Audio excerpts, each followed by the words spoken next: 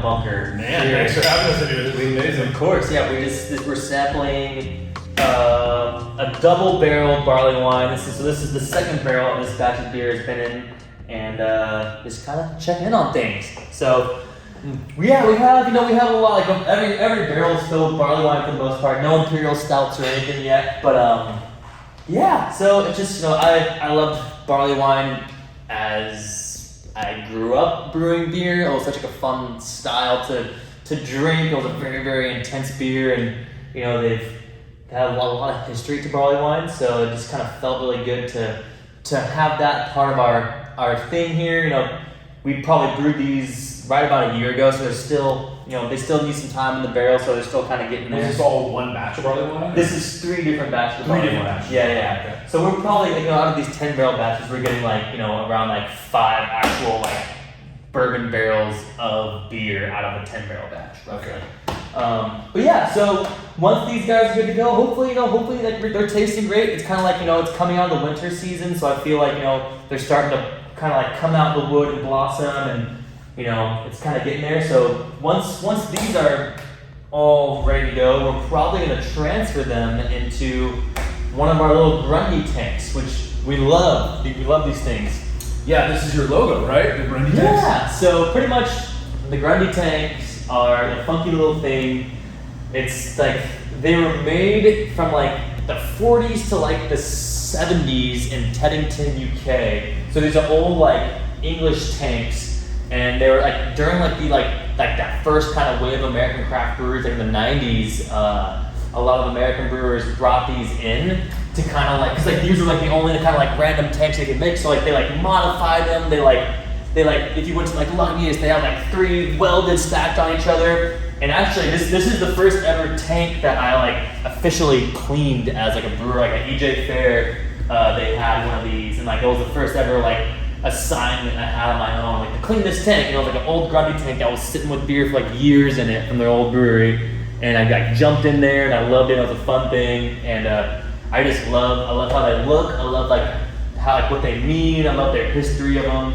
And they just look super cool. They look some Wes Anderson little alien pod type things. So you're gonna use these to carbonate? Is that you're gonna transfer beer in here and carbonate? The cool thing about these tanks, they're made to have 45 psi. Oh, yeah, so they're good.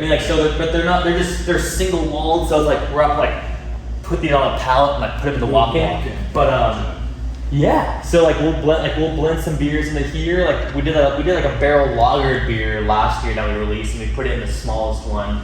But yeah, they're all super super fun because it's this one. Made August '68. This one's made January 1970. It's so cool to see these little things on them, and yeah, they're so funky. They stopped making them a long time ago. So it's the ones that are out there right now, it's those are the only ones left. That's awesome. I didn't know you were going to incorporate them into the barley wine process. Speaking of, let's go back to the barley wine. So this is amazing. It's tasting delicious. Thanks. This tastes like an English barley wine. Is this an English barley wine? Yeah. So we're doing a more modern take on an English barley wine. The darker amber. It's almost sometimes some of these batches are have a lot of chocolate malt in them, so they're almost black looking, but still very heavy Maris Otter base malt, mostly all English malt. Yeast too as well, English or American? Yeast.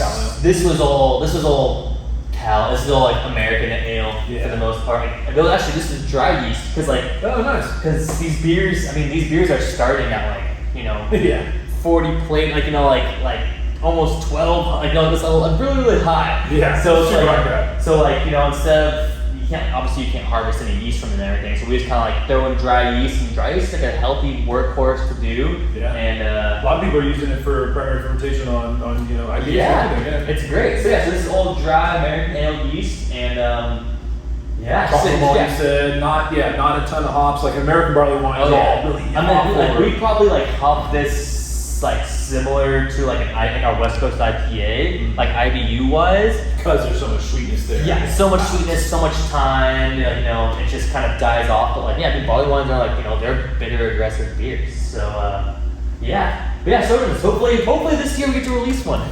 We'll see. I'm looking forward to that. I think these are going to be amazing. Tell me a little bit about, I've heard the saying, barley wine is life. What does that mean? What is that? Don't drink beers, Alex. You're the man. So barley wine, like you could say, pretty much died for a while. For a few years there, it was just like it was a style. There was like bitter and malty, and no one drank them, and like they were just like breweries made them as like homage to places, and there were still some really tasty batches out there, but like people weren't interested in them. So kind of like a kind of tongue-in-cheek movement again, like a counterculture movement. People were oh yeah, barley wine. That's all I drink. Barley wine is the best. Barley wine is life. That's the best thing now. And it kind of that kind of got some traction, and it's like there's been a revival. I must say don't drink beers. Alex Kidd from there, he kind of brought barley wine back to life from nothing. He kind of coined that term, barley wine is life, and created this whole culture about it, and people just that's barley wine's about life now.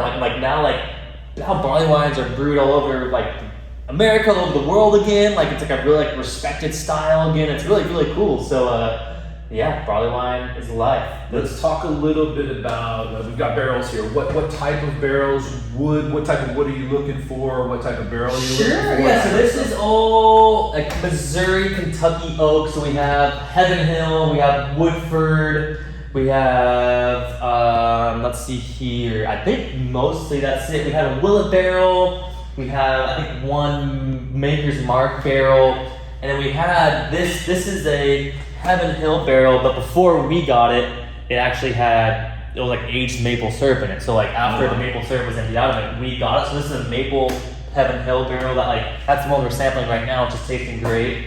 And yeah, so I said everyone's this regular bourbon oak.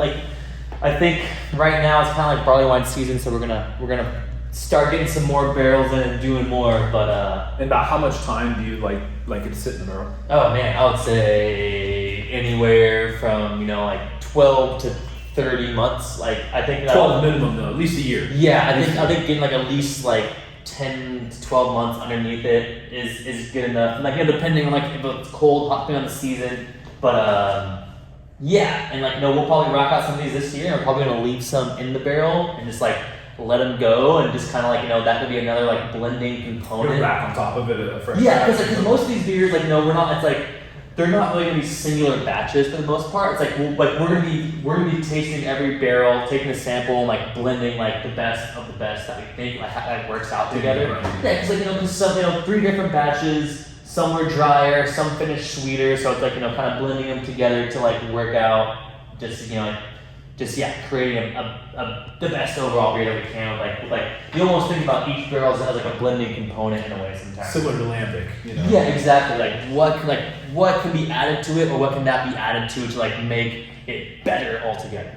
Yeah, that's where the art comes in, is the blending side. Yeah, so we're excited. So we're getting there. I'm excited too, man. This is tasting amazing. It's almost 3/18. It's the 9th today, so it's just oh yeah, almost a year. Awesome! I can't wait till. So are these gonna go? Obviously some draft, but are you guys gonna do bottles? Oh yeah. I think we're gonna definitely do bottles. I mean, we're thinking about canning because we have our own canning line. So we're wax tip can. Yeah, but I mean, it would be easier. But we're I think a bottle is the best, the nicest, greatest presentation, and I think it's best for the aging of the beer as well.